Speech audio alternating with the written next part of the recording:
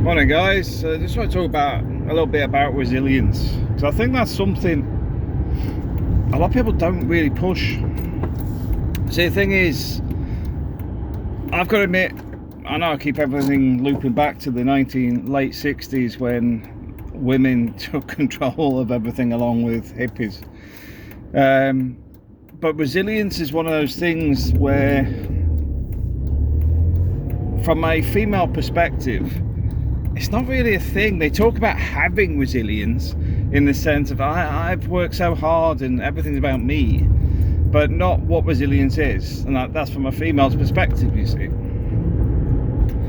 But from my perspective, and it's a man's perspective, is you just get up and keep pushing on. You don't hear people shouting for men's rights because they were forced to go to work every day. When people are, in the same way women complain about patriarchy, this is how we've got to stay at home and look after the kids, and you can do the 12-hour shifts a day anytime you like. Nobody's stopping you. But resilience, it's about just pushing past whatever it is. It can be pain points, it can be trying to make changes, it can be dealing with situations which aren't in your day-to-day. You've just got to get past them. It could be financial, it could be a death in the family, it could be relationship breakup, whatever it is. The resilience is just to keep going on.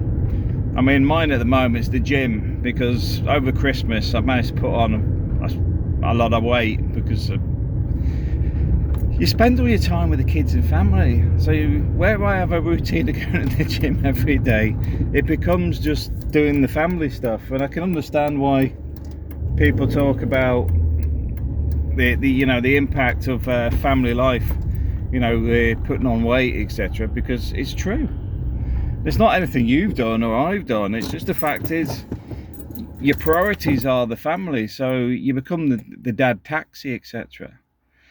But it's not complaining about it, it's just realizing it's put on that extra weight, got to get it back off. But one of the things I have resilience with is I suffer with a really bad back. It folds up like bloody cardboard sometimes, and if I do it wrong, I can go into traction for up to 10 weeks. It doesn't happen too often because I'm very cautious with it, but it does mean that you've got to, when you're trying to move forward, you've got to take that into account. It's not a just do it. It's the same. My left ankle's completely shot, thanks to a big hole in it where a bolt went through it. So that can be a pain sometimes. This is why it's all strapped up for going on the treadmill. Even walking at the minute, I've got to get the weight down by at least 5-6 kilos, so I can release my back and release my ankle, because it just demonstrates that extra Christmas weight does actually impact, because I can feel the treadmill in my back, I can feel the pains in my ankle. And you probably go, oh, well, why don't you just cut back over Christmas? It's like, because it's Christmas. It is Christmas. And I suppose you could call that resilience as well if you decide to cut all that out. But I'm a strong believer in Christmas being excess. And if it takes me till February to get rid of it, that's fine. Because it's a positive thing for a family environment. One of the things for me, going back to the Philippines, is I always made sure when I got home, it was for Christmas. I got home every single Christmas, regardless of what's going on. And I've never missed a Christmas. I've missed my own birthdays, missed some of the kids' birthdays, often missed my wife's birthday. But starting to change it, but always got home for Christmas and New Year, every single year. Which you may think, well, that's just normal. It's like, yeah, but I'm across countries. I'm not just like doing an extra shift or something. I can be 19 hours away on a flight. It's But the thing is, even in a relationship, the resilience piece is just to keep pushing on. Don't listen to this crap on TikTok or YouTube or whatever on telling you to leave your partner, or you're not doing good enough, or they're not good enough. Do you know what? If you're together and you're happy, you're doing better than they are. Why do you think they're on the internet? Either to make money, or their relationships failed and they need some reassurance that they weren't wrong. If you're happy with your relationships, you're doing well.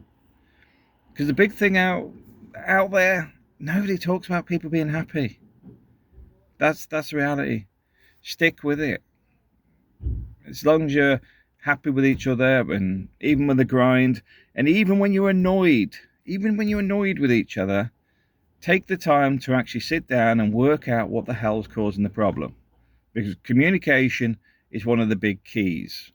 This is why I find it bizarre. People will go onto TikTok and whatever and talk about divorcing their husbands and all this crap, and then they complain and sitting there crying because their husband finds out the crap they've been doing, and they get the divorce that they wanted but didn't want. They just wanted to have a moan.